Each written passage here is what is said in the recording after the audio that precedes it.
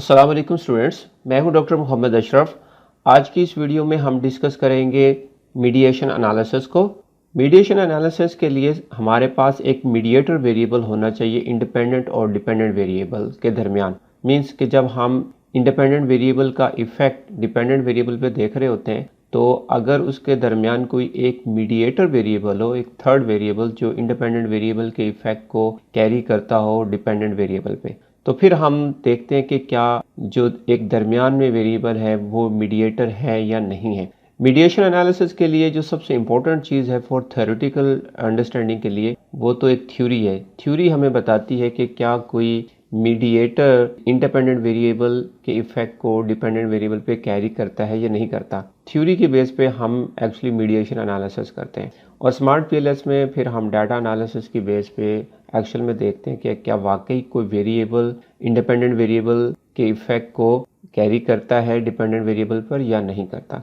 तो जैसे कि आप देख रहे हैं कि ये एक रिसर्च मॉडल है ग्रीन एचआरएम प्रैक्टिसेस से रिलेटेड। हमारे पास यहाँ पे ऑर्गेनाइजेशन इन्वायरमेंटल परफॉर्मेंस ये एक डिपेंडेंट वेरिएबल है और दो हमारे पास इंडिपेंडेंट वेरिएबल है ग्रीन एचआरएम प्रैक्टिसेस और ग्रीन इन्वायरमेंटल ट्रिगर, और दरमियान में एक वेरिएबल है जिसका नाम है एम्प्लॉय इको फ्रेंडली बिहेवियर। अब थ्योरी की बेस पे हमने ये एक मॉडल बनाया है और थ्योरी ये बता रही है कि दो independent variable green HRM practices और ग्रीन इन्वायरमेंटल ट्रिगर ये डायरेक्टली इन्फ्लुएंस करते हैं ऑर्गेनाइजेशनल इन्वायरमेंटल परफॉर्मेंस को और indirectly employee eco friendly behaviour से भी इन्फ्लुएंस करते हैं इस डिपेंडेंट वेरिएबल को। अब थ्योरी के मुताबिक तो ये एम्प्लॉय इको फ्रेंडली बिहेवियर एक मीडिएटर है।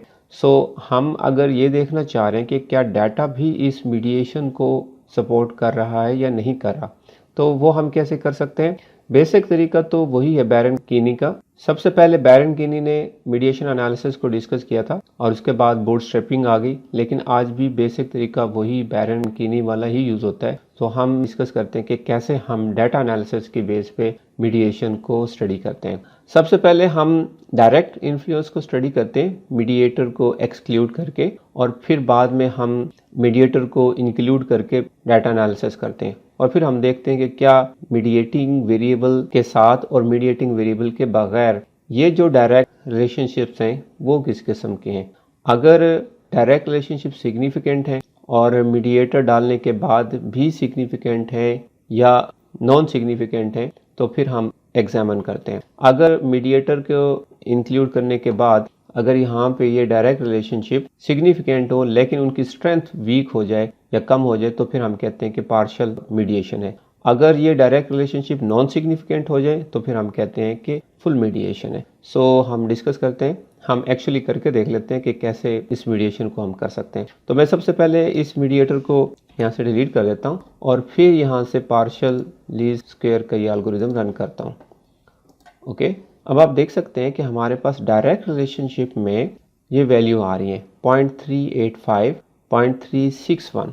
सो काफ़ी अच्छी बीटा वैल्यू है। अब मैंने ये भी देखना है कि क्या ये सिग्निफिकेंट हैं भी या नहीं। तो बूटस्ट्रैपिंग रन करने से पहले मैं इनकी रिपोर्ट को ओपन कर लेता हूँ ताकि मैं बाद में विद मीडिएटर के साथ कंपैरिजन कर सकूँ। तो मैं इसकी report open, okay report open हो चुकी है। अब मैं इसकी बूटस्ट्रैपिंग भी रन करता हूँ।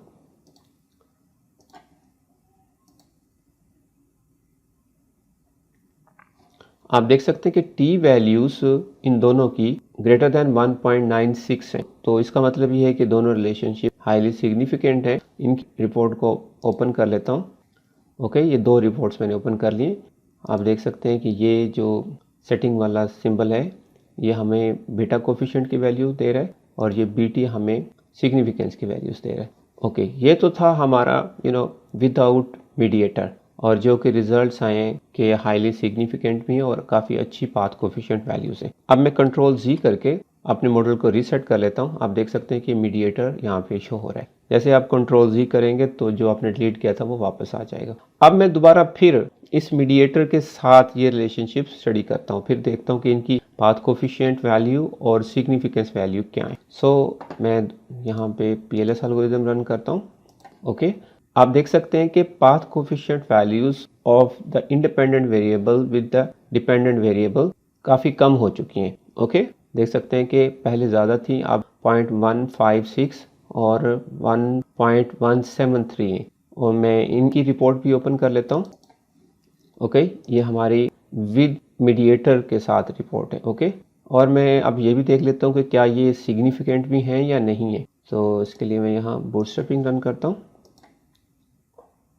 ओके, आप देख सकते हैं कि सिग्निफिकेंस की वैल्यूज़ 3.242 3.420 है और ये वैल्यूज़ भी सिग्निफिकेंट है और ये वैल्यू भी सिग्निफिकेंट है। मींस डायरेक्ट रिलेशनशिप भी सिग्निफिकेंट है और इनडायरेक्ट रिलेशनशिप भी सिग्निफिकेंट है। सो हम कह सकते हैं कि मीडिएशन एग्जिस्ट करता है। No we have to study कि मीडिएशन फुल मीडिएशन है या पार्शियल मीडिएशन है। जैसे कि मैंने कहा था कि अगर इस मीडिएटर के साथ ये डायरेक्ट रिलेशनशिप नॉन सिग्निफिकेंट हो जाए तो फिर हम कहते हैं कि फुल मीडिएशन है। अगर ये रिलेशनशिप भी सिग्निफिकेंट रहे तो फिर हम कहते हैं कि पार्शियल मीडिएशन है। अब हम इनकी वैल्यूज़ को कंपेयर कर लेते हैं और हम देखते हैं कि क्या वाकई ये वैल्यूज़ कम हो गई हैं जब हमने इस मीडिएटर को इंक्लूड किया।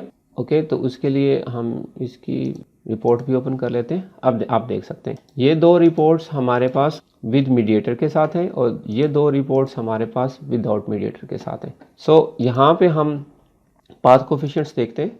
आप देख सकते हैं कि ये पाथ कोफिशिएंट हमारे दो इंडिपेंडेंट वेरिएबल थे, ग्रीन इन्वायरमेंटल ट्रिगर और ग्रीन HRM प्रैक्टिसेस, और ये हमारा डिपेंडेंट वेरिएबल था ऑर्गेनाइजेशन इन्वायरमेंटल परफॉर्मेंस, और इनकी ये बीटा वैल्यू है 0.361 और ग्रीन HRM प्रैक्टिसेस की 0.385। ओके, और इनकी सिग्निफिकेंस हम यहाँ से देखते हैं इस रिपोर्ट से। हम जैसे इस पर क्लिक करते हैं इस पाथ कोफिशिएंट वाले ऑप्शन पे, तो आप देख सकते हैं कि हमारे पास ये एक मैट्रिक्स ओपन हो गया। आप देख सकते हैं कि ग्रीन इन्वायरमेंटल ट्रिगर का इम्पैक्ट ऑर्गेनाइजेशन इन्वायरमेंटल परफॉर्मेंस पे ये इस बीटा वैल्यू, और यहाँ पे देख सकते हैं कि ये दोनों सिग्निफिकेंट है।